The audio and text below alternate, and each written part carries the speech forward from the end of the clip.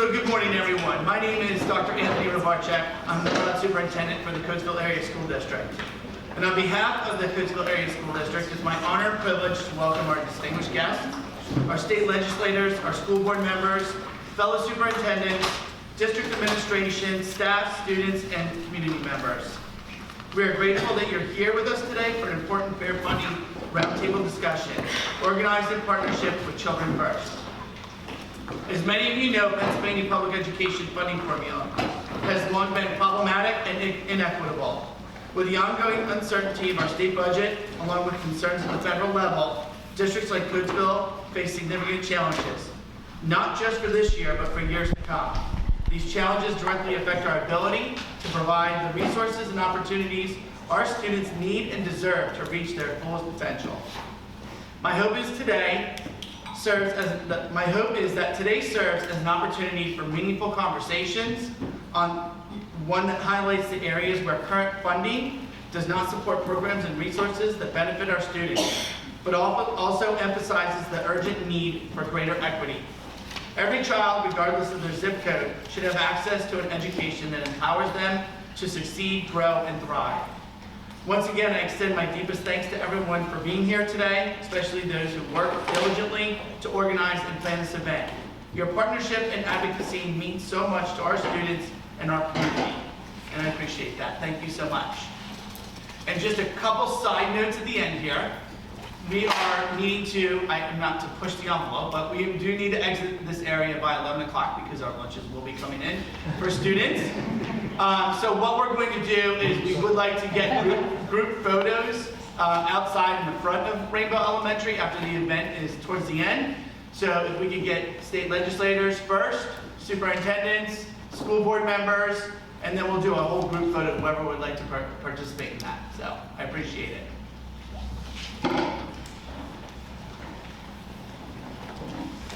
All right, thanks Dr. Rovarchek, and a big thank you to the Coatesville Area School District for hosting this event. I'm Priyanka Reyes-Cora. I'm with Children First. I'm our K-12 Education Policy Director. Children First is a nonprofit that advocates for the well-being of children across southeastern PA. So we work in Chester, Bucks, Montgomery, Delaware, and Philadelphia counties. And one of the things that we've been fighting for a long time is a fair, equitable school funding system statewide. Because as Tony said, every student in Pennsylvania deserves a high-quality education. And for many students in Chester County, they are getting a world-class education.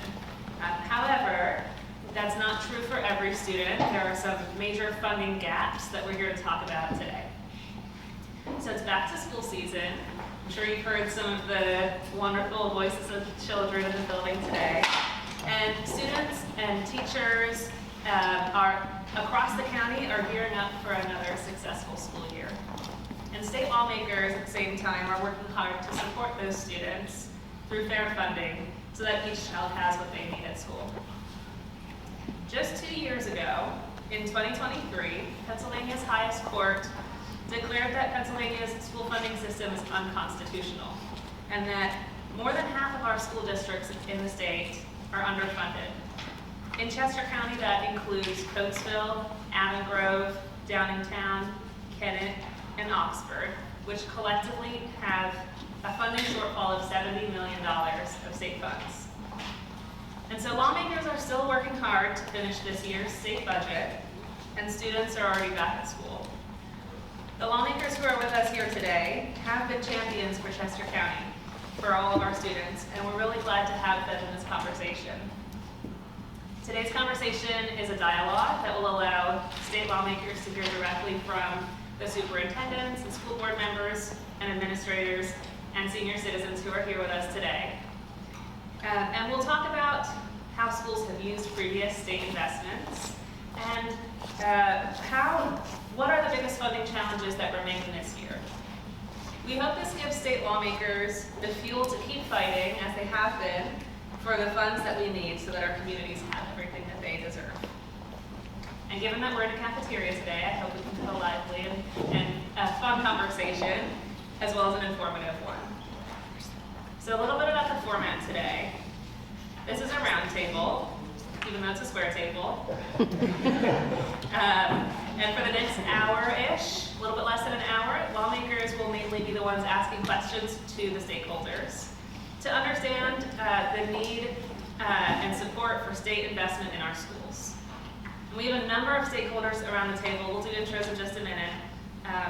They represent 7 school districts in Chester County. And lawmakers can ask them questions to understand the meat of the issues and how they vary and what the similarities are across the county. I'll just jump in every now and then if needed to make sure we stay on time, make sure everyone gets a chance to speak. But really, we want this to be an informal conversation.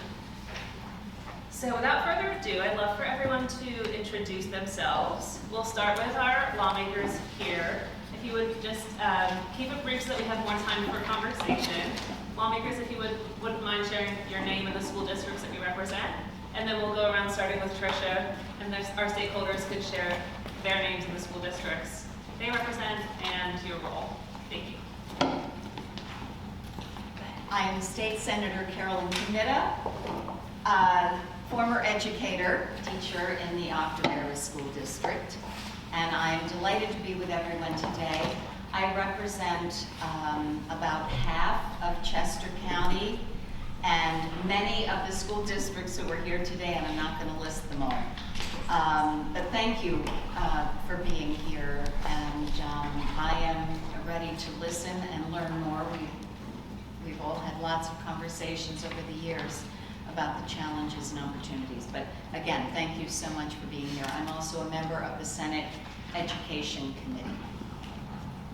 I'm State Senator Katie Muth. I represent parts of 3 counties, but in Chester County, I have the other half of the school districts for the most part. Some overlap with Senator Kennett and Senator King, but are just you, I guess. And honored to be here, grateful to see some familiar faces and talk about the struggle that is a lived struggle that you all deal with every day, and how we can work together to alleviate those struggles moving forward. Thank you for having me. I'm Danielle Freelatin. I represent the 155th Legislative District. I represent Downingtown School District and Coatesville Area School District. I'm also mom to a 4th grader at Lionel Elementary School, a 6th grader at the Marsh Creek 6th Grade Center. I coach soccer for Glenmore Eagles Youth Association and cheer for Marsh Creek Eagles Cheer. So I also coach kids from almost every school in my district, and I serve on the House Education Committee. I'm State Representative Chris Pielli from Westchester, representing the Westchester Area School District. I'm a proud alumni of the Westchester Area School District. My children have graduated several years ago from the same high school I went to, and my father retired from the Westchester Area School District as a teacher. We're in some challenging times now for public education, so I'm here to learn what your perspective is on the challenges that you are facing currently and in the near future. I'm State Representative Paul Friel.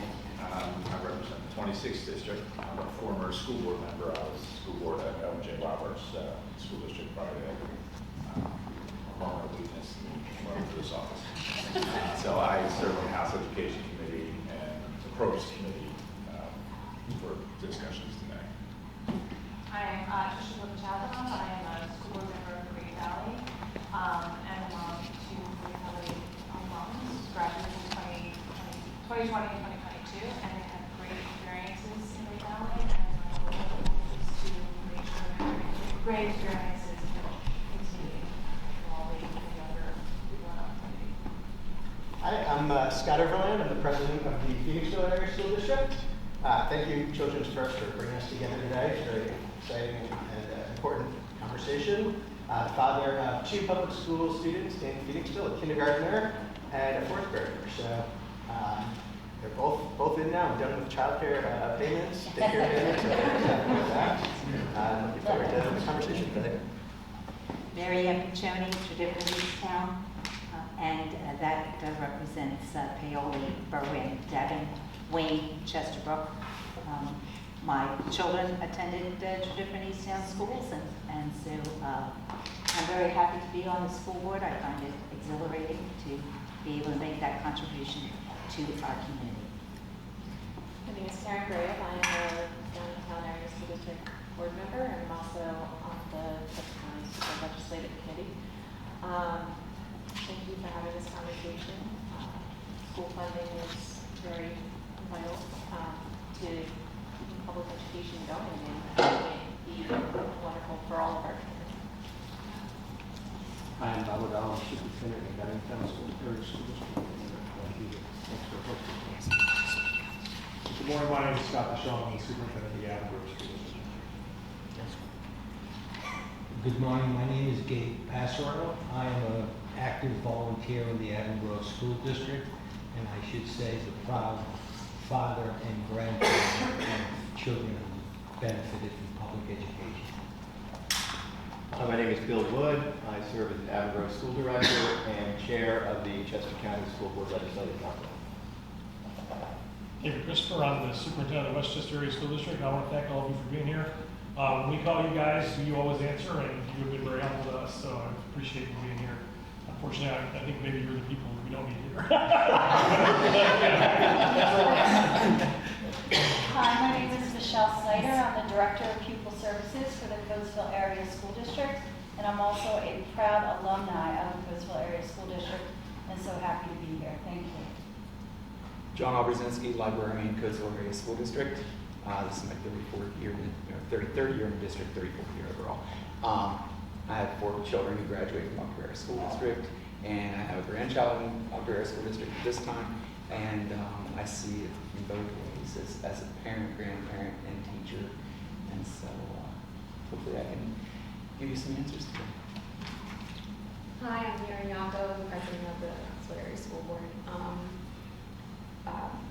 Here because I'm an alumni and have 4 kids in the district, and just want to make it a better place and fair all around when we have less funding in general. Most of the school districts in Chester County for our kids.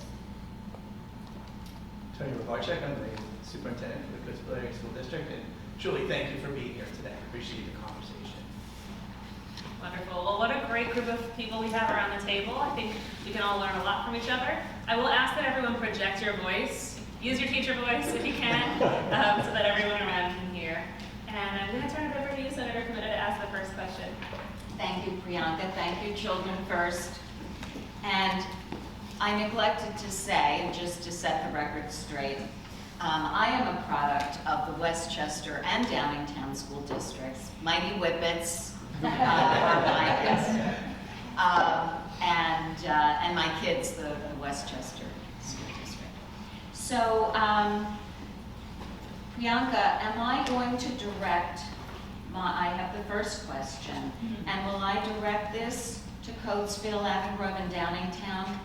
Yes. So that we can target those school districts for answering this first question. Correct. Okay, so everyone can listen and think about this, but we're going to ask those from Coatesville, Avon Grove, and Downingtown, who are stakeholders at the table, to share some thoughts on the following questions. These are really general, so zero in on the things that are key to the children of your district. What are the challenges your district is facing? What are some of the priorities you have for this school year? And how can more state funding help? We can talk about that for the next week. But just some key thoughts. I mean, I'll just give you a short list of some challenges we've been continuing to experience. A snapshot or a shot or back in that thing. If you look at special education services, they've gone up 12% in the past 5 years, and our state revenue has gone up 2% toward those costs. So that's one. And we've had that chat each year, and I appreciate this thing. I just want to keep it on the table because it's real. We've grown the needs of kids significantly with autistic support. We've added 3 classrooms since I've been here. It's my 4th year into that program. When you add a primary autistic support classroom, especially with what we're seeing in early intervention services in the IU, those kids move on to an intermediate classroom, and the only way that stays status quo is if there aren't more kids coming from early intervention, which isn't what we're experiencing. So that's a highlight within that. So I share that. We were able to implement full-day kindergarten this year, which has been a 3 to 4 decade conversation. We had some challenges because we've lost $4 million in revenue with tax assessment appeals within the past 4 years. So we had to cut 26 professional jobs. People didn't lose their jobs, we transitioned and used attrition. But those are two key highlights for me. We have a lot of resources. We're also the 6th biggest district in the state. When you really analyze this, we have thin margins. When you look at our end of the year, when we close the books, we're not throwing off surpluses that are really helping us with capital needs anymore, like we were in the 2010s, so to speak. So, Karen, I don't know if you want to add anything for Downingtown. I think just in general, we hear about inflation ad nauseum from our public, and whenever we have a tax increase, they say, well, why are you increasing our taxes? And they forget that those same inflation costs do come as a cost to the district. So our instructional costs increase in excess of $10 million, or 6%, where our basic education funding is increased 1% over the last year. So we're not meeting even our base needs as school districts are growing and needing funding. May I interrupt one moment? As people are speaking, would you mind introducing yourself and your school district again, for those of us who can't remember everybody? Thank you. I'll be more than happy to go next. I'm Scott Deshawn from Avon Grove School District, and we have, I would say, similar challenges as probably every district, in the room right now has in the county as well in terms of special education. I think, Dr. O'Donnell referred to the increasing challenges in special ed. I think, when you look at our special ed program on paper, it really, everything seems in line, but in practicality, because the needs of our students have increased, it doesn't really play out that way. So special education definitely is both a challenge and a priority for our district. And there was a mention also of early intervention numbers. We're seeing an increase in students coming into early intervention programs requiring special education. So I don't really see that. I see that trend continuing, I guess would be the best way to say that. In our district, as with the other districts in the southern part of the county, we continue to see an increase in the number of English language learners in our programs. And based on when they enter our school district, we have some of our younger kids that obviously are with us for all the years of their education. We have students that will come in at age 17 who haven't been in school since they were 10. And that's, that's not just a one-off, that happens quite frequently. So we've been dependent on state funding to increase the staffing in that area. We require some additional professional learning for our regular education teachers as they work with students and integrate students into their classroom and bring them up the level quickly. So in addition to what Downingtown shared with the special education piece, our English language learners is a significant challenge for us and the other districts in the southern part of the county. And we're really, Avon Grove is a pretty rural district. Of our tax base, 90% of our tax base comes from residential and farmland taxes. So we don't have the benefit of a large commercial base. So anytime we increase taxes, it really goes on the burden of our homeowners. So that's, in addition to what was shared by Downingtown, there's an increased attention paid to that, and that's an area where we could use more support from the state as well. So I'm Bill Wood, with Avon Grove again, very briefly. First of all, just to clarify, the question being asked of Downingtown, Avon Grove, and Coatesville is because we are the districts that stand to have additional funds with their funding formula. Maybe that's not been made clear to everybody. But I just want to pick up on what my superintendent, Dr. Deshawn, was saying. As an elected official, I go and talk to my constituents, and we have many 55-plus communities, from retired seniors on fixed incomes, and we have very much a bedroom community, a younger families moving in, expecting education to be a priority. That's why they move into the district, because we have a good reputation. So we have the young families saying to me, these are things we want for our children so that they are future ready. And we have the seniors saying, I'm on a fixed income. What are you doing to me? And so as an elected official, I have to try to balance those two needs in the community. And the additional state funding certainly helps me to say, why do we need this? So we don't have to raise your taxes and can keep the supports that our children need to be successful in the ever-changing world we're heading into. I would just add something to Bill. I'm one of those seniors on fixed income that I'm not in his area for the school board, but there are a lot of people in my 55-plus community who struggle to pay increased school taxes. And I told somebody earlier, I love the volunteer program. I love the reimbursement I get from the volunteer program. That's the crash portion of it. But the volunteer program itself is a wonderful avenue. And I've done it with elementary school children, and I've done it with English language learning, both first graders and 7th and 8th graders. So very valuable programs and personally very rewarding. That's So, So Tony Provacek, Coatesville Area School District Superintendent. So just to reiterate, not verbatim, but my fellow superintendents in the sense of special education. We have a high percentage of students in Coatesville that meet the needs of special education, and as those costs continue to increase, we need to find sources and funding of how we're going to meet those needs. I can't say enough about the team here, the administrative team, the school board, and the staff, because they've made it work. But we can do better, and we can do better if we have additional funding to be able to do that. So I won't reiterate everything they said, but it all falls in line with early intervention as well, and seeing those numbers continuously increase. But as you know, for Coatesville, one of our biggest challenges is the charter schools. And when you're looking at $74 million of your budget go out the door to charter schools, when we have programs in our district that are, I will say, better than what they're providing, we want our students to come back to us and give them the opportunity to grow and thrive, as we mentioned, as part of this process.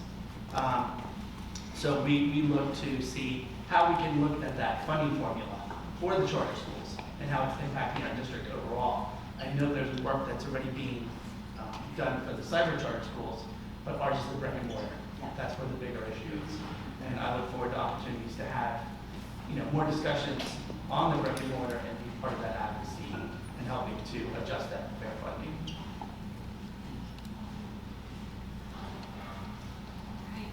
Would any of the other lawmakers like to ask a question to our stakeholders here? Just a clarification on the bricks and mortar charters, because on the charter schools, the formula for special education is different than it is in the traditional public schools. Are you noticing the same thing that we see, the pattern in cyber charters is a much higher propensity for IEPs and special education requirements, and therefore pulling a lot more money out?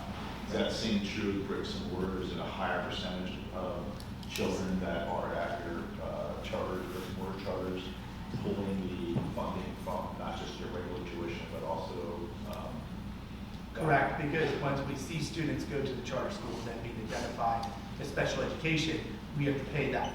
Right. So is that like dramatically different than the Absolutely. population? Yes. So I think statewide is at 21, 22%, where I see it in charters, it's kind of 35 and higher. And we're at 30% already as a district, just our own special education. That's why those costs are so concerning, that this funding is so concerning, that we're able to meet the needs of every one of our students.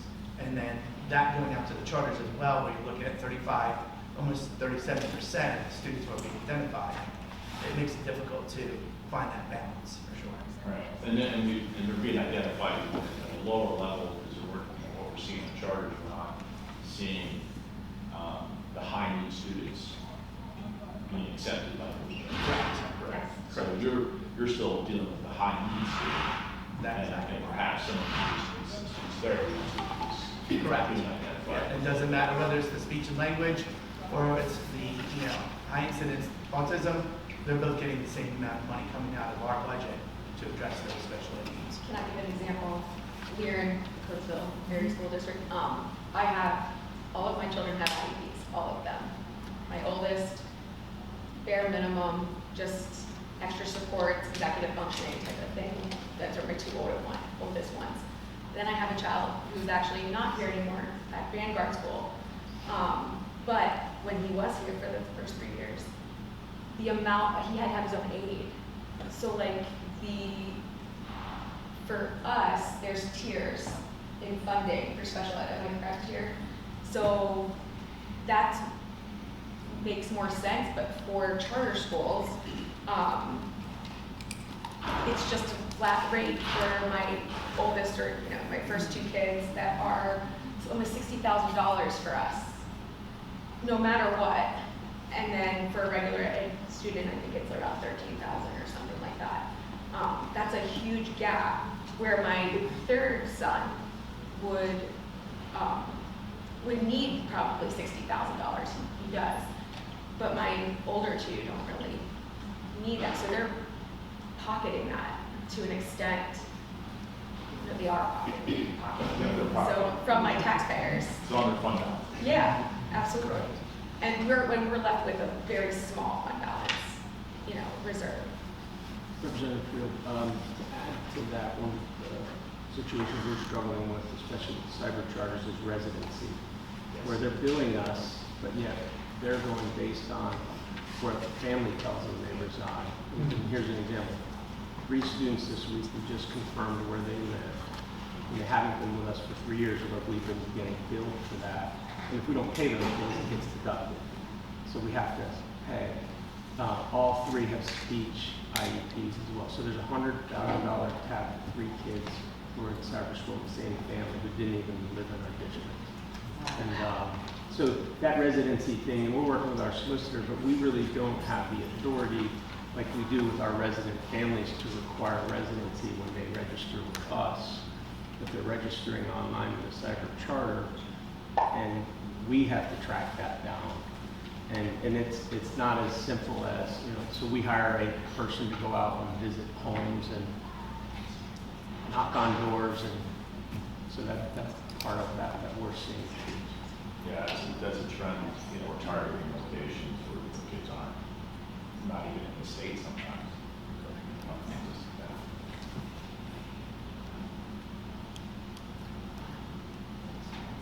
No, honestly, that is, I have tangentially heard about the residency issue before, but are you saying, and the other school districts are saying, with the charter schools, people are just signing up, or the charter schools are signing up their students through a school district where people don't live? Why would they do that?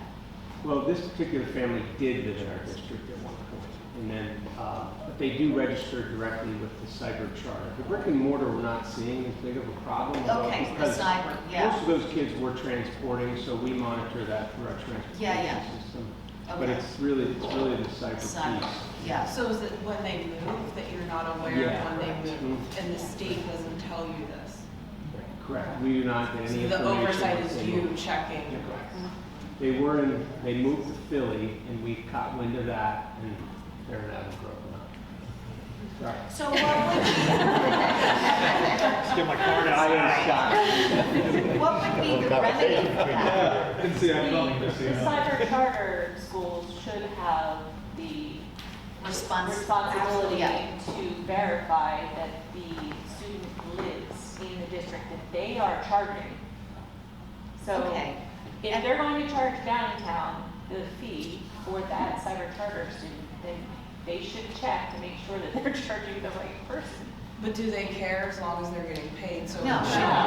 should it be them checking? I mean, I think they Yes. should have the responsibility Yes. of being honest, but like the oversight of it Yes. may need to be Well, the so. question would be like, if the tuition for a school district that they moved to was higher, are they making that move versus the tuition, because the tuition's not flat, right? So Downingtown provides a higher tuition rate for that student. There's no incentive for the cyber charter to change it. Yeah, so But it's in the flip, if that same child moves to Coatesville, they don't get more money. So are they doing that with the Coatesville students? Because we know that there's a huge discrepancy. I know just between the two districts that I represent, between Downingtown and Coatesville, and if a student moves 15 minutes one way or the other, what the cyber charter would mean from that is significant. It would be interesting to see that as a case study. And not to absorb all this, but just the brick and mortar component as well. So I won't say names in any way, but I had a parent I dealt with last year who was looking to send her child to a charter school, brick and mortar charter school. And they said, sure, we can meet his needs, we can meet his needs. They got to the lottery, he got picked. Now all of a sudden, well, we can't meet his needs, but we'll send him here. So they sent the child for $45,000 to this school, but they charged us $60,000. And so they're just putting $15,000 into their pocket. So that is a concern.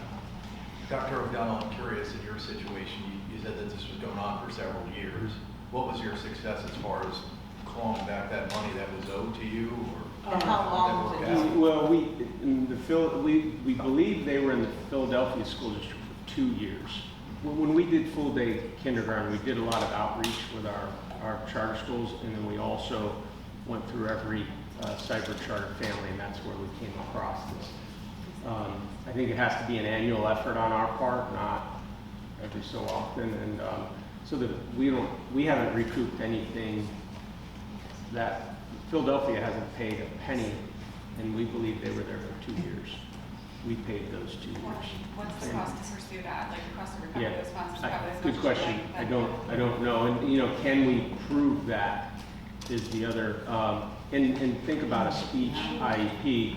On the back of a napkin, you can deliver speech services for $300 to $3,500 a year, almost $3,500 a year with a speech therapist, but yet we're paying a different rate, much higher rate than that. And you have no right to challenge that diagnosis that's in there as a public school or a charter school. If I diagnose and have an IEP, you can't go and say, I don't agree with that diagnosis. That's not our role in the process. I don't believe we have a legal standing on that in the school. That's the problem with the funding, though. That's the problem with the funding. We, as a public school, are supposed to have this tiered structure that we get funding from the state or federally, but charter schools claim to be public schools as well, but they have a completely different system that they don't have to abide by, and they get to pocket money from our taxpayers for that. That just doesn't, why would it, if they're a public school, just like we're a public school, why wouldn't it be the same? We just went through a rechartering process meetings with our one charter school that we have and tried to put in some new guidelines to address some of these issues that we were seeing, including the residency issue, where we've now had to go out and hire a firm that, at our expense, to do research and track down these students that aren't living in our district. And they challenged, we couldn't put it in requirements, our solicitor said, because of the state laws governing having to live in a charter. But we put in sort of strongly worded suggestions. And they went and challenged in court our ability to put in those suggestions in part of the charter renewal. When they were even, it wasn't even in the actual, what language we passed, but they were basing it on, I think, something that I said in the minutes as the basis for challenging it as a requirement versus a recommendation. So. And did you lose? We did have to go back and clarify that it wasn't a requirement, that it was a recommendation in our next meeting, and then they withdrew the lawsuit. But when we even tried to do these, when they're coming up for rechartering, our hands are tied. So it's almost just like checking the box of rechartering. I don't know why we have to do it if we can take steps to help improve the process. But at least you get the opportunity to talk to your charter school and have say in that. We are stuck in a position where our charter schools aren't even controlled or even. We didn't charter them. Yeah, we didn't charter them. It's Westchester and Avon Grove. So it's really hard for us to even have that conversation with these two charter schools to even get an ability to negotiate, which there is none. There aren't any. Yeah, we wouldn't have the ability to do that. I'd like to pick up very briefly on something that Mary mentioned about her youngest, that there is, I think, a legislative fix for. And we go to a due process settlement, and there are legitimate reasons sometimes when a district cannot meet the needs of the child. And everybody on the board says, we want the best for this child. And if that means going to a special school that fits those needs, at least on my board, we're all totally supportive of that. But the due process settlement is going to say, we will give the family the tuition at that school. Makes sense, right? But what Laren is saying is when you go to that charter school, you're getting 50, 60, whatever it is, from Coatesville, they get that IEP and then turn around and send them to a special school at 45 or 40 or whatever it is, and they pocket the rest. How can that happen, right? We send them for the cost of that school that they go to. So to me, that's an easy legislative fix, that if you have a due process settlement where you're sending that child to a different school, you get the reimbursement for that tuition only, not the special education tuition from the district.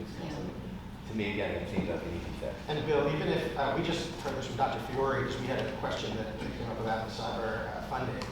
Even if there was this is very hypothetical, I don't think it exists, but was a good faith charter actor or cyber charter that wanted to reimburse that, they're prohibited by state law from giving back overpayments to districts. So Dr. Fiore and our former superintendent, Dr. Fegley, were on the board of the 21st Century Cyber Charter, and they had a $10 million fund balance. They wanted as board members to give back to the districts, and they were prohibited to do that by state law. What, do we know what state law? So it's, so it's part of the original, when they did the original charter, you were able to get back the fund balance. And then a couple years later, the legislature, in our wisdom, said you cannot. Are you going to put yourself in your list? No, this is, we weren't there. Yes, don't say an hour. Why not the collective legislature? Said you can't give fund balances back any longer. So that's it's 30 years ago that it's happened. What else is it? Special education. And it's, yeah, same as special education.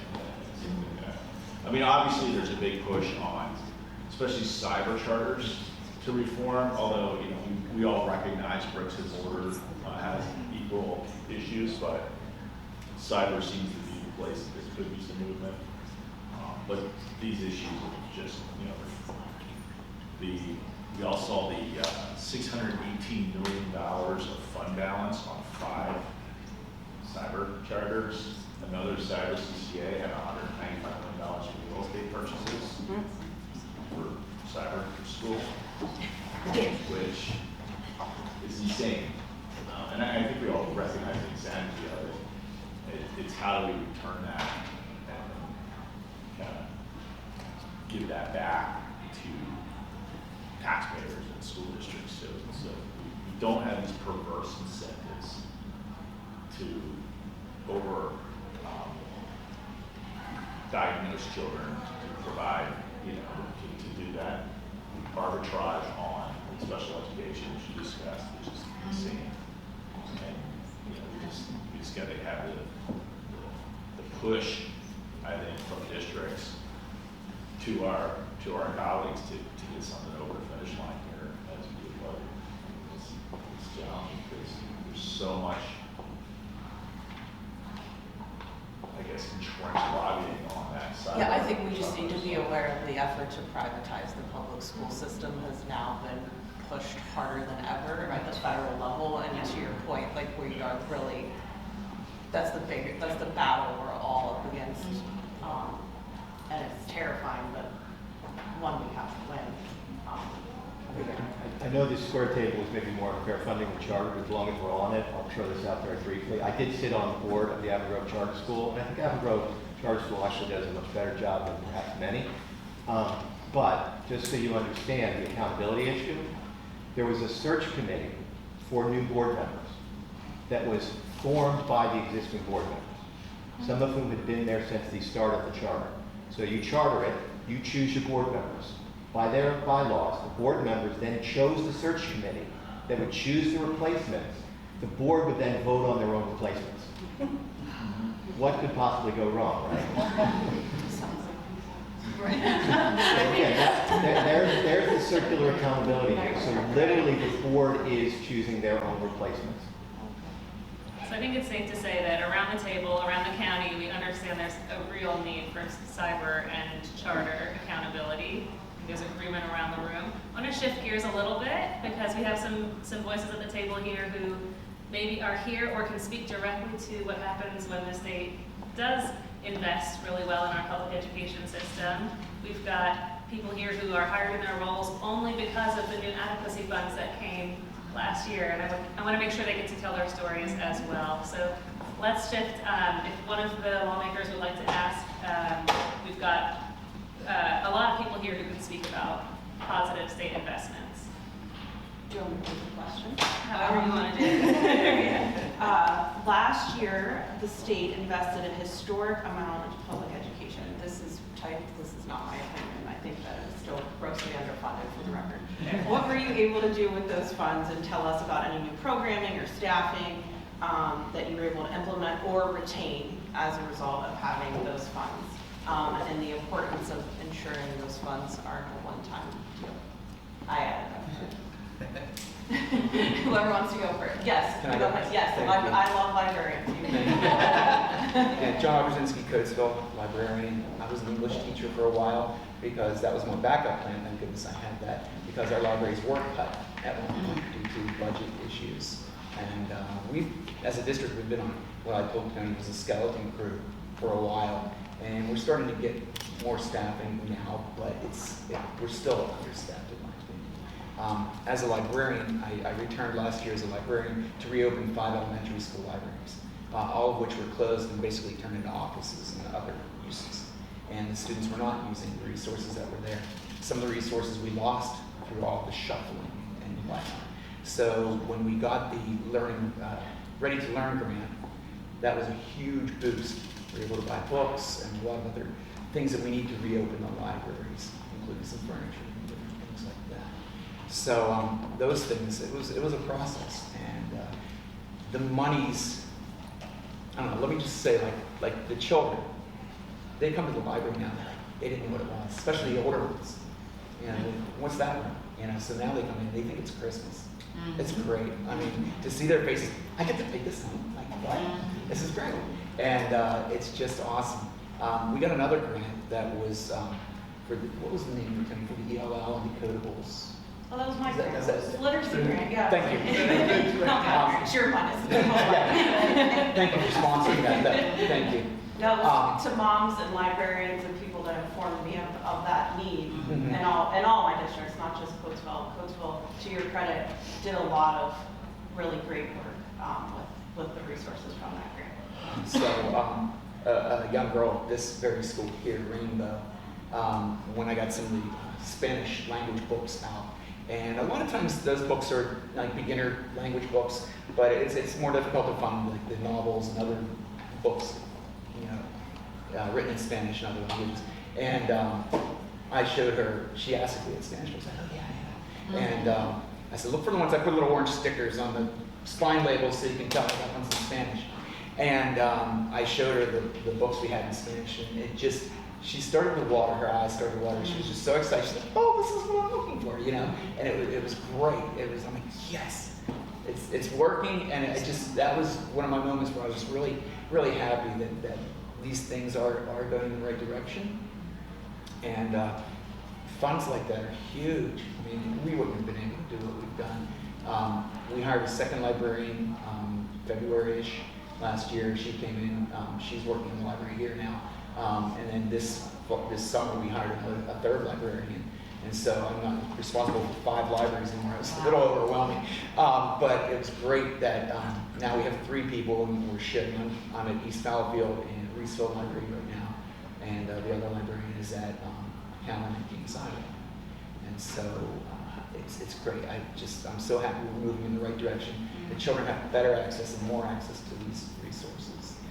We just re-signed up for the Access PA, HSLC, and the state funds that as well. And we have the Power Library programs to that and everything like that. That had fallen by the wayside since there were no librarians to say, hey, we need this, you know. And so now that we're back, we've re-up that, and so there are more resources there. I have to say, I visit Reeseville every year, sometimes a couple times a year, and the first time I walked into the library there, it literally looked like a movie where you walk in and it has like sheets over the furniture, and it's heartbreaking. Yeah. Especially because when you meet those kids, they're the kids that need access to a library, right? And so that, to me, has been like one of the biggest success stories of the last few years of education funding, is really making those libraries and seeing those kids have access to that. So thank you for your work, and it's like really cool. There are a few things in the work we do that help us keep going and say like this is worth it, because we bang our heads against the wall most days, and that is one thing. So thank you. You have to come and see Reeseville now. It looks great. I was actually Come to any library. Anyone else? Yeah, I can chime in too. I'm Michelle Snyder, I'm the Director of Pupil Services, and your funding helps support social workers in all of our schools that are focusing on truancy and removing barriers for families to get students back in school. And it has been a wonderful initiative. We used to rely on our school counselors to do most of that work. And the problem was the follow-up. Once we did a student assistance intervention plan, because the needs were so great, it was the follow-up that we needed. And now we have social workers in all of our buildings that can do that. And now I would love, I mean, if we're talking wish list, it would be great to have more. Continue to play the Powerball. Yeah, I'm happy to fund all of it. Then help build, because right now we do have social workers that come from our Chester County Intermediate Unit that do mental health. Yeah. But that's primarily for our special ed students. And with 30% of our population identified, that's really all the population that they can work with to meet goals that are in IEPs. It would be great to have additional social workers to now help with the mental health and the anxiety that we're seeing from our general ed students. Because once we uncover what the barriers are, it usually is related to that, either trauma or all kinds of things that the students and families are facing. So I appreciate that funding, and it's really making a difference in getting students back in school, so thank you. That's what I would like to add from the Avon Grove perspective, and Scott DeShawn, Superintendent Avon Grove, is in addition to what has already been shared, we really the goal at school is to get kids over the finish line. Let's get them to graduate.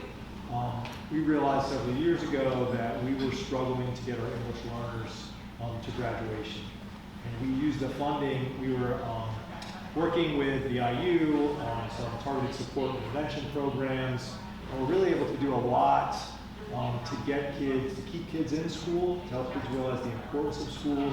Through this funding, though, we were able to add an English language learner teacher at our high school, and we increased graduation rates by over 30% for our English language learners, which is really, really significant. And loving an anecdotal story, we had a situation yesterday where a young lady came to us. She is a mom, 17 years old, and we were able to put some supports in place through our staffing to help her stay in school. She really wants to be a police officer. She is involved at Penix Bridge, TCHS in their program, and we were able to keep her in school, put some supports in place, and we'll get her over that finish line. Whether she'll be a police officer, sooner or later, we'll at least provide her with the tools and opportunities to do that and support her family. And if you think about the cost that goes into getting that kid across the finish line versus the long-term cost, if that doesn't happen, it's money well spent. And Avon Grove has a bazillion stories just like that. So we're really, really proud of the efforts that we're able to put in because of that funding. Gabe Passero, concerned but involved senior. I don't know about how we've used that funding in Avon Grove, but I volunteer with first graders in the Penn London Elementary School, and I see how important learning to read and reading is, and it reminds me, maybe it's an adage that is generational, and I won't tell you how many generations I go back. but I was told one time, you spend the first couple of years in education learning to read. You spend the rest of your life reading to learn. And so I applaud Coatesville being able to reopen 3 of their elementary hospitals. And you work with a lot of our English language learners, right? And many of the elementary school kids are English language learners. So, Including one of those teachers that Scott was talking about. yeah. I think this is a fine example of how your zip code should not impact your education.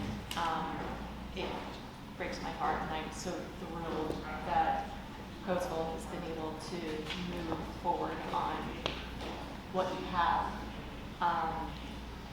But it's just drastically shows, even though we're underfunded, how much funding impacts students' educations.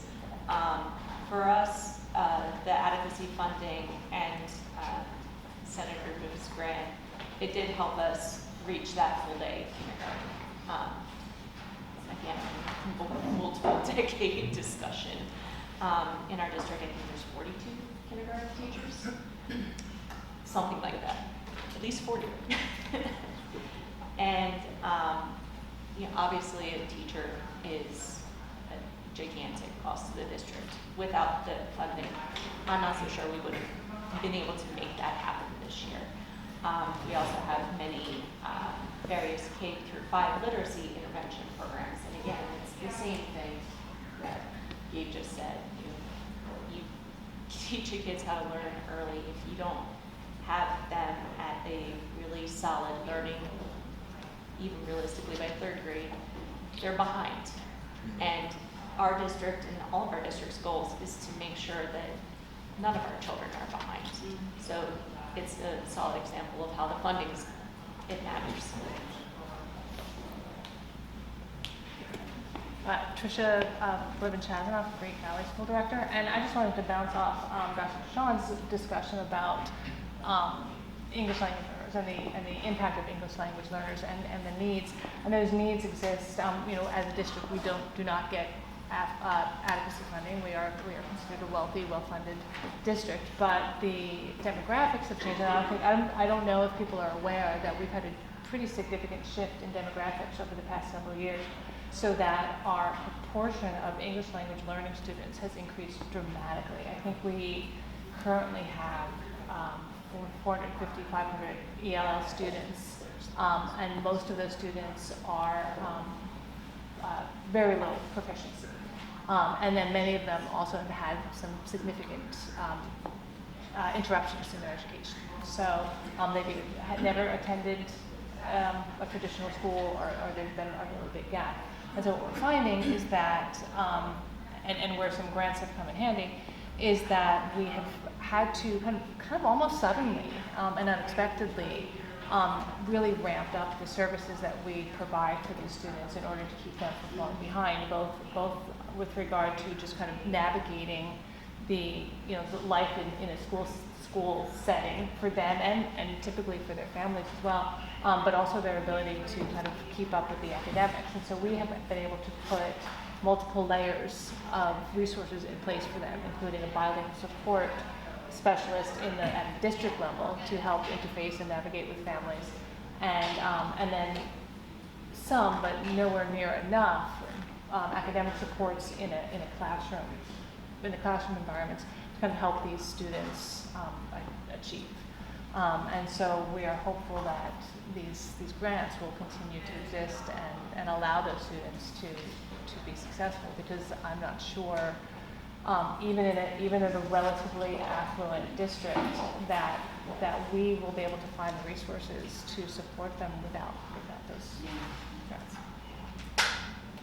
It's really interesting hearing how the additional money has helped all of you in some way or another. And every single one of us here at the side of the table are big proponents of, funding adequately or public education.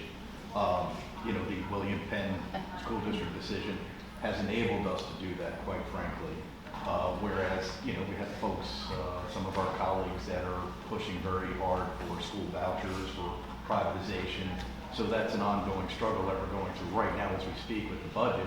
Our idea is what we would like to do to fulfill that court decision about, you know, your education shouldn't equal what your zip code is, right? It should be an equal and fair education as best as possible for everyone.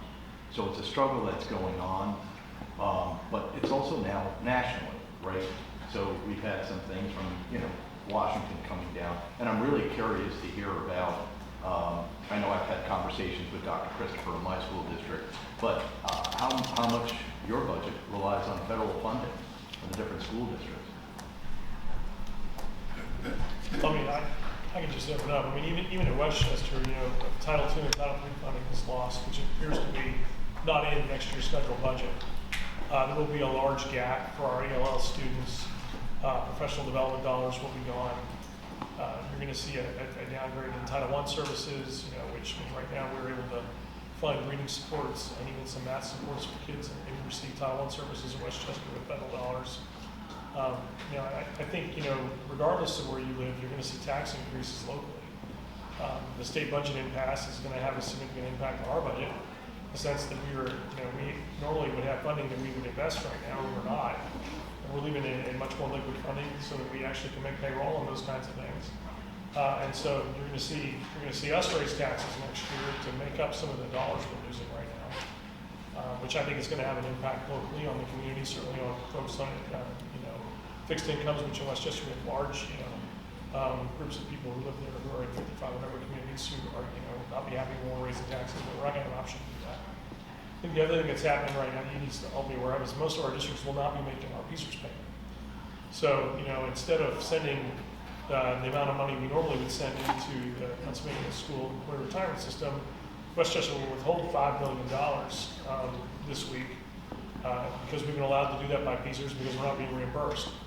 What does that have as a downstream effect on PSERS? What does that look like next year when we come back and the PSERS rates now is 42% or 43% or some crazy number? I mean, that's a piece that I'm very concerned about, because I know when every district in the state does not make their PSERS payment next week, you're going to have a reduction in funding in PSERS, which has a huge issue for the entire state of Pennsylvania.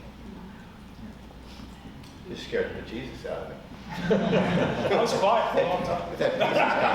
I mean, I've been thinking a lot about it, and I know my superintendent will speak more eloquently about the impact of the delay, but I hadn't thought about not sending in PSERS payments, and then the state can't invest that, so you're behind even more. Don't worry, I'm taking a really bad investment. That comes back to bite. I got a chunk of change. Yeah. Until the next quarter. But I just do think that we ought to clarify the technical speak of education of what all those title programs are. These are things that come from the federal government, English language learning programs and professional development for things like that. That's federal money that everybody in the room is necessarily aware of that. But another thing I'm going to throw out is I appreciate what you're bringing up, Representative Pielli. So I've got my button on.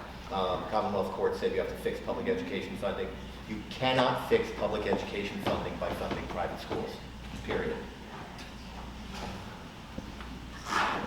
And I think at a high level, I mean, we all know that there's a mind-blowing amount of chaos in DC right now. And unfortunately, it seems like the Senate Republicans are saying, hold my beer, and trying to step up in Harrisburg. And so we know that you all are fighting for this, and I think we all appreciate it. But we, I think, are looking to the state government to hopefully bring some more predictability back. And in Phoenixville, we have lower levels of state and federal funding than a lot of other districts, but we're all sort of in this together. Chester County values public education, and we come together with the CCIU and other services and try to support each other. And so that's why I know that some of us are here to stand up and show that unified voice for other districts, that what's going on is not okay. We're going to all work together to support them. Representative Pielli, in regard to your question around in regard to the federal funding, one of the things we're keeping an eye on is the medical access funds, which do flow through the state. And you know, if what we're hearing, it looks like we could see at least a 20% cut in that revenue for us, and it could be more. We don't know. Just, we are monitoring what's coming out of the DC, and that would be about a $500,000 reduction in what we would receive annually. And we fund people. Our programs are people. So, and that funding helps support kids with special needs and our paraprofessional staffing. So, pottying needs and really things that have to be in place. So, if that funding does get reduced, we'll have to find something else to reduce to replace it. So that it's really a domino that it'll impact us just because the margins aren't there. So this, obviously, we're in Pennsylvania. And Pennsylvania in public ed is, I'm grateful to be in Pennsylvania because we're in a much better situation than many states. With that said, if the adequacy funding continues at what the governor proposed, that would really help us if something goes awry, but also to replace some of those positions that we did reduce, including we want to replenish our secondary library staffing because we did reduce some of those roles, and that's a priority for us. So that's one thing that's on the docket. Obviously, full day K was a big deal for us, but it did come at a cost. With that, so just as like a human example, my nephew has high level of special needs that needs a one-on-one professional nurse at school with him. He has that later. And when his nurse can't go to school with him, and this is in Pittsburgh, it's not here, so I'm just curious if this is like a Pennsylvania issue or if it's a local issue too, especially as those funds potentially get reduced by 20%. If his nurse can't come to school with him that day for whatever reason, sick, there's always a nursing shortage, so there's just on the face a shortage of nurses that can provide those services in general. He can't go to school because he needs a licensed nurse at school with him. My sister, who cares for him when they don't have a nurse at home, is capable of caring for him, has to take a day off of work.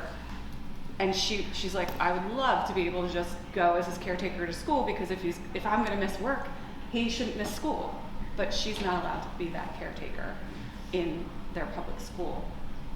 Is that something that, like, so I think because the reality is we know this is coming, right? And those funds are going to be reduced by a large amount, and kids like my nephew are going to end up not being able to go to school. And are there things we can do to make those situations more flexible for families where potentially a parent could provide that service?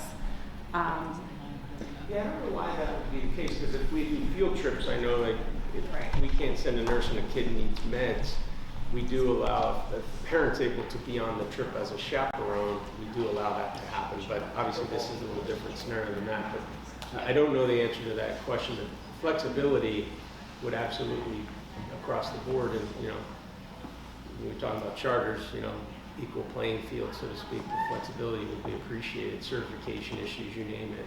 So. I mean, because the reality is that then that child has a right to public education. They can't provide it in the public school, which is where parents prefer it to happen. Yeah. Then they have to provide one-on-one at home, which is more expensive at the end of the day. It costs everyone more money, and it's not the environment that the family wants anyway.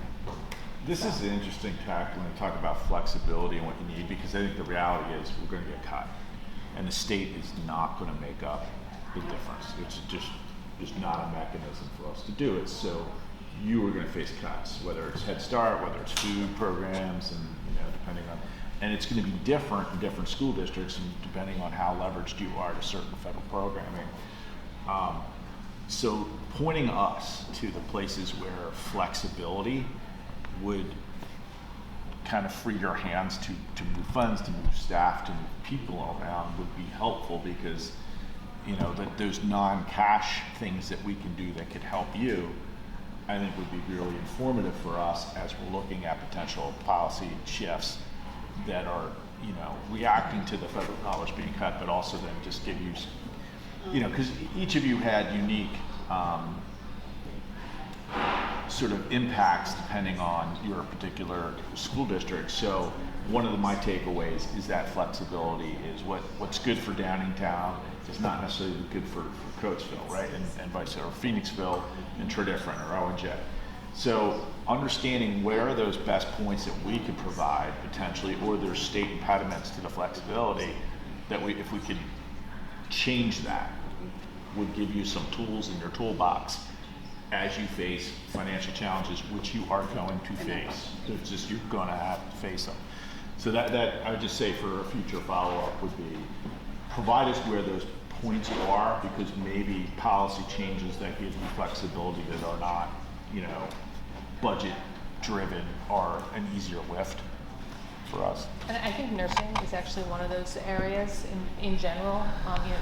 Your example in particular, but even in our district, we have struggled, with field trips, or the requirements for a certified school nurse, and the ratios that have to be maintained with only a certified school nurse. Some flexibility there, I think, would be helpful, not only because financially it would be more helpful to allow other medical professionals to step into those roles, but also it's becoming increasingly more difficult to find and staff those. With the certification issue too, that's a good segue into teacher recruitment and retention, which is a challenge for you guys also. It's funny, my dad was a New York City fireman. He was in the busiest engine company 2 years running. He told me a horrible story one day. I said, that must have been the toughest job you ever had. And he said, no, teaching is the toughest job he ever had. So it is a challenging field, and I take my hat off to all educators. I'm the black sheep of the family. My two brothers are educators, and one was in William Penn School District for a while, so we're fully aware of the challenges that some of these school districts face. But what are you seeing as far as retention here in our local area? What are your concerns? What are your challenges there? And speaking to certification, there's been some initiatives and some of our colleagues have put forth about easing certifications or being flexible in certification with people with backgrounds that could be great educators. I think retention's been better this last year, to be honest with you. We're coming out of COVID, we've had a lot of turnover. I mean, Westchester's had a tremendous amount of turnover since 2021, but we're seeing less of that. I do think that the grade band flexibility for certification is really important. I have a K-6 elementary cert as a teacher from 1996. That gave me a lot more flexibility than the pre-K to 2 and the 4 to 8 and the add the middle school and I think as a kid, if I'm a 19-year-old and I'm looking at education, well, if I felt like I could teach half the grades, that would be a little bit easier for me than thinking about what I have to try and zero in on. And I know we would like that flexibility as hiring employers to be able to say, yeah, we think you can teach that, or your certification issues. I mean, some of those things they need changed. I mean, it would make things a lot easier for districts. That's such a great point. When I was graduated from Westchester, I had a degree in special education and elementary education, K to 8. Yeah. And I actually did it all over 12 years. So if I can just intervene, just because we are getting to that lunchtime. Yeah. What are we eating? But I do want to just put a closing remark in, if you don't mind, and selfishly, because I appreciate the conversation, say, what can we do individually with each school district? And I think that would be wonderful to hear from each school district individually, to hear what those challenges are and where we are appreciative. We ended the conversation with talking about that increased funding for the schools. It's been a blessing, but it's also been a problem. So for a district like Coatesville, yes, we put in social workers, we put our libraries back at the elementary, but we also had to use just over $3 million to offset that charter school funding. Again, it goes back to what are the inadequacies that are happening with the funding bills that are impacting us directly. If we bring just 500 students back from our charter schools, that's just about $30 million back in our pocket of our 74 that we're sending out. Can you imagine what we would do with that $30 million? I would probably go back and say, yes, keep that adequacy funding coming, but it's impactful. And sustainability is just not going to be there if we continue to go in the direction we are. So with that, I just want, again, appreciate all of you coming out and hearing from us. And just that the conversations continue. That it's just not one stop and hear what's going on, but really just hear those those stories and those anecdotal pieces to help you go back into legislation in here and share what stories are coming out of your county. So I appreciate that. With that, I'm going to turn it over to Dr. Burke. Thank you. I'd like to just take 90 seconds to bring back the politics of all of this very quickly. Because as I said, I'm chair of the Chester County School Board Legislative Council. And last year, 10 of the 12 districts passed a resolution calling for fair funding. The 2 that did not had nothing to do with opposition to it. They just had crises going on in their district, the death of the board president, et cetera, that they didn't get to it. And I bring this up because on August 13th, Senate Majority Leader Joe Pittman was quoted in an article of the Philadelphia Inquirer in reference to 348 of the 500 districts that will receive an adequacy supplement. And he said, quote, "I'm quite certain that there's 152 school districts in the state that don't think the adequacy funding as it stands is fair. Our view is budgets change from year to year, and just because something is in one budget one year doesn't mean that it's an absolute guarantee the following year. It's time to look at that formula." So the Senate Majority Leader has stated that perhaps fair funding needs to go away. And I would like to respond to Senator Pittman by saying that although I can't speak for all 152 of those districts, at least here in Chester County, 7, including some of the most well-resourced districts in the state who do not receive that additional money, nonetheless, and we have them here with us, support fair funding.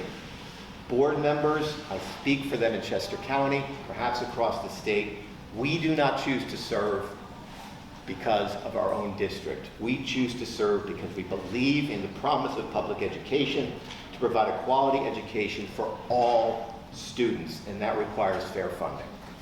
You're here from Tredyffrin Easttown, branded as one of the wealthiest. But we passed that resolution in February of 2024, along with the others on as mentioned, and because of our responsibility.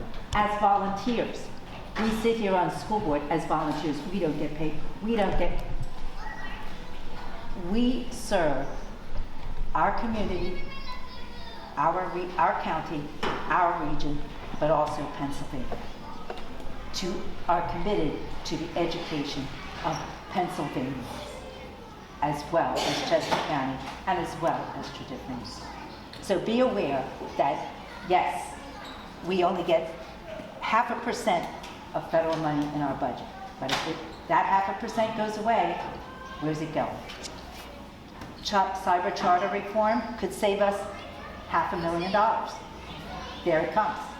So also I'd like to commend Governor Shapiro, and I take this from a constituent, a resident, to increase the property and rent rebate program, because speaking with a resident in Tredyffrin Easttown, we may be branded as the most wealthiest school district in the state, but I have 3 seniors, a brother, a sister, a sister-in-law, living in one household, and still they could get the property tax rebate. And they thanked Governor Shapiro for increasing that. What can we do and what I'm going to do is follow through with what Great Valley has done, is to increase our property tax rebate for our seniors so they can stay.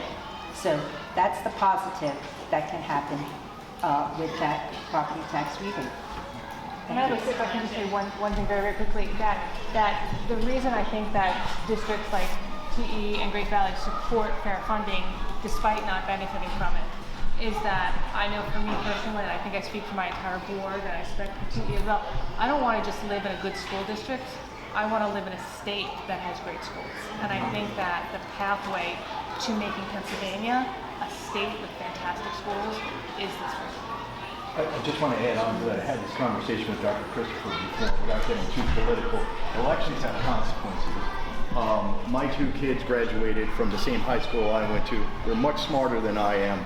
But when I talk to them about basic civics, okay, and that's something I would urge school districts to look into, because what you don't know that you have as far as a democratic republic, you're more susceptible to lose. And I think that's what part of the problem is here. We have some well-educated folks that see the big picture, that want to live in a state that's well-educated, not just my hometown that's well-educated. These are things that, elections have consequences. People have kind of checked out, and, there's great emphasis for math and reading and science, of course. But I think we really have to pick up on the civics, because here we are today, and we're facing the real consequences of that today for a large part of our population. I will Thank pick you. it up on that. Justin is going to close us out, and then I'll give everyone a chance to say one more thing, just because the children have to eat. Thank you all so much to the education stakeholders around the room. I did want to give the lawmakers just 30 seconds each to just share either one takeaway you have from today's conversation or one update that you want to give on, so that we know a little bit more about what's happening with the state budget. So either a takeaway or an update. Let's start at this end over here with Real. I think you all know what the budget is. I'll just say to your point on Pittman is that 490 some of the 500 school districts signed on that letter that said they want the adequacy funding and fair funding, and that's across political spectrum. So I'd say there's quite a bit of agreement in school board members across the state of Pennsylvania. Says we should be fairly funding schools, not partisan. So. I would echo what my colleagues are saying. We're all advocates and champions for public education. We're fighting the fight. It's difficult for some of our colleagues across the aisle that don't seem to get that this is truly a bipartisan issue. It affects us all. And some good signs, we've seen Auditor General DeFore come out and say, yeah, cyber charter schools are ripping votes off and taxpayers off. So I'm hoping that we can get something done. Common sense that doesn't just affect schools in our area and urban areas, they affect them too in those poor rural areas. They need help too. So keeping my fingers crossed, but I think it's so important. The hour's upon us, the choice is clear. People want to privatize and do away with public education.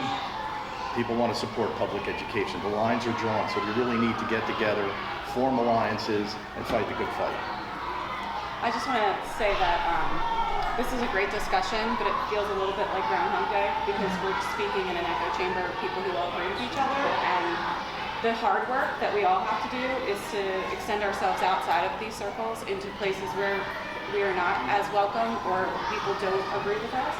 And I really want to set that as a challenge to everyone here because, as we talk about civics, like there's a school district at this table right now that I heard a story from a parent and a teacher that the diary of Anne Frank was taken out of the English curriculum at that school because they felt like it was too controversial. And that to me is why we are where we are right now, because we are stepping out of the tension instead of leading into it and teaching our kids and teaching our parents and teaching our families why it's so important that we are always in the discourse about why we have to move our country forward and why we all matter in this whole conversation. And I think we all have a tendency to kind of like squirrel up through these hard moments and not engage, but that's why we are where we are, and we all have a responsibility to step out of these echo chambers and step out of these circles where we all agree with each other, but we're banging our heads against the wall because there's a large group of people in this country, in this state of Pennsylvania, and in our county who do not agree with us. And if we don't engage them, and if we don't keep ourselves in the discourse, we are just going to continue to have difficult conversations like this and talk about the things that we're going to have to do to adjust to losses in funding for education, for public transportation, for all the public services that our families and our communities rely on. I don't live in the echo chamber, I live in a chamber of chaos with Senator Kennett, and so maybe our perspective is that we aren't discourse 24/7, and so when we go back to a session next week that was previously scheduled, may or may not have anything to do with budget. We have not been told what we are doing next week. So in the short-term goal, I would recommend that all of you raise bloody heck, in the school I won't swear, that next week if nothing does happen in the Pennsylvania State Senate with a 31-year Republican majority, and to be clear, my own party has its weaknesses, so you need to hold both sides accountable for doing their job, which was they took an oath to represent the people, not special interests, not Jeffrey Yaz, not corporations, not the Pennsylvania Chamber, just the people. And if nothing happens next week and Senator Kennett and I are voting down National Hot Dog Day and whatever other BS thing is added to the voting calendar, that you also continue to push the governor to fight for fully funded public education and not cave to negotiations on vouchers or any other thing that could possibly take away revenue from our school districts, and to advocate for additional revenue. But you don't have to be for a specific thing if you don't want to go on that controversy, but we need more money. We have a lot of money left on the table that this state does not tax, not the regular people, other entities that make a lot of money off of being in our state, that need to pay their fair share. So if FanDuel can pay 80 grand tonight for everyone to go to the Eagles game, then maybe they should pay their fair share in taxes. So I encourage you to kind of think about that. First, I want to thank each of you for being there for our children. And I have to say, in spite of all the challenges and all the negativity, I feel so hopeful and so good for our kids, knowing that they are in your hands. So that's number one. Number two, I have 3 specific takeaways in terms of legislative fixes, let's say. And I want you to tell me, not now, but email me, if I missed something specific. Number 1, the charter refunds to school district in general. Number 2, the residency requirement holding the charter school, cyber, whatever, accountable to verify, and flexibility of certification. Those were the 3 big takeaways. Whatever I missed, send it to me. And it does look like, at least so far in this budget, this cyber charter reform is on the table. That would be huge. That will open the gates to other reforms. So fingers crossed on that. But anyway, thank you to each of you. Thank you so much.